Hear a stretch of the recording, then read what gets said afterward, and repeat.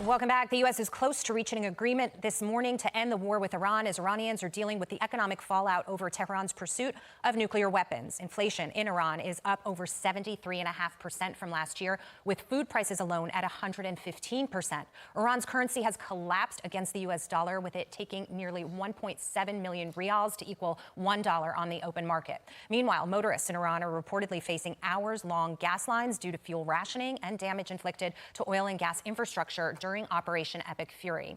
Despite the worsening economic conditions, Iran's regime has brutally cracked down on dissidents who are demanding freedom and basic human rights, executing at least 28 people on politically motivated charges since mid-March. That's according to Human Rights Watch. Joining me now with more is Cameron Consarinia, the Chief of Staff to the exiled Crown Prince. So great to have you here this morning. I want to get your reaction to the headlines that we're receiving that President Trump has been working into the evening and that he's near finalization on a peace deal with whatever is left of the Iranian regime. Obviously, this is very, very personal for you.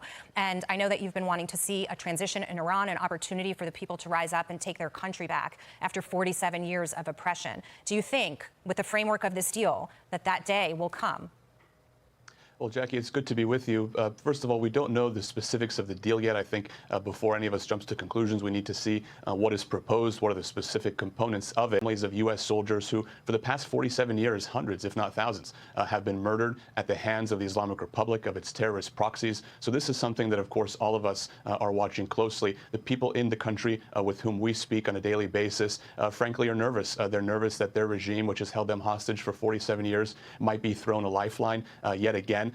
They came to the streets to fight for their freedom. They'll stop at nothing short of complete freedom. Iran, as President Trump has said himself many times, is a country with a long and a great history, 2,500 years of civilization. And so this criminal regime that's occupying the country does not represent the people of Iran, doesn't have the legitimacy to negotiate on their behalf. And even if a deal is reached, it will not allow the regime to survive for the one important reason that the people of Iran do not accept this regime. So we'll see what's in the specifics, what's in the details. What I think is important to remember is that this regime will not abide by anything it agrees to. It's proven that for 47 years. They'll lie, they'll cheat, and they'll steal to get what they want, to stay in power, to continue to murder Iranians and, unfortunately, Americans. Yeah, one thing the president has emphasized is that the nuclear program must stop, that the nuclear dust, the enriched uranium, must be seized and removed out of Iran. He's used an economic campaign as well as military campaigns to put maximum pressure on what is left of this regime. Do you think that he's got them to the breaking point? Well, look, the president's maximum pressure policy has been the most successful policy that we've seen on this regime in 47 years.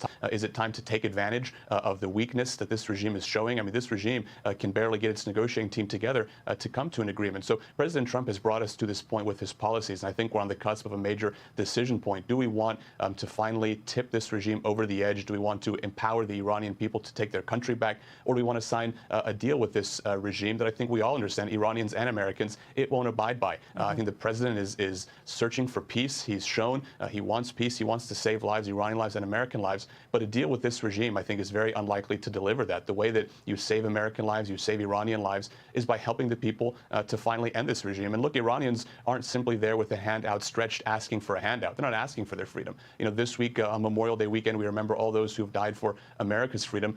And tens of thousands of Iranians have given their lives for freedom. They're fighting. They're not just asking for it. Of course, if the United States helps, if it pressures the regime, if it empowers them, Iranians will get there more quickly at a lower cost. But at the end of the day, it's important to remember, Jackie, the people of Iran will not give up this fight. Whatever happens in this deal, they want peace too. And they know that the only way that they'll get peace is when this regime is not in power, because this regime doesn't want peace. The problem with these negotiations, the problems with the deal, is that there is not an honest broker sitting on the other side of the table. They're not acting in good faith. Fox News Channel, FNC, is an American multinational cable news and political commentary television channel.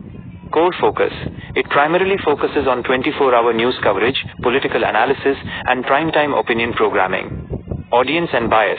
It is widely recognized for its conservative political alignment and editorial stance, making it the most watched cable news network in the United States for a right-leaning audience. Major stories today, May 25th, 2026. If you are looking for what they are currently reporting on, their top coverage right now includes US-Iran standoff, major coverage of the Trump administration finalizing a deal to end conflict with Iran and reopen the Strait of Hormuz. National security, reporting on a shooting incident near the White House where a suspect was killed by the Secret Service.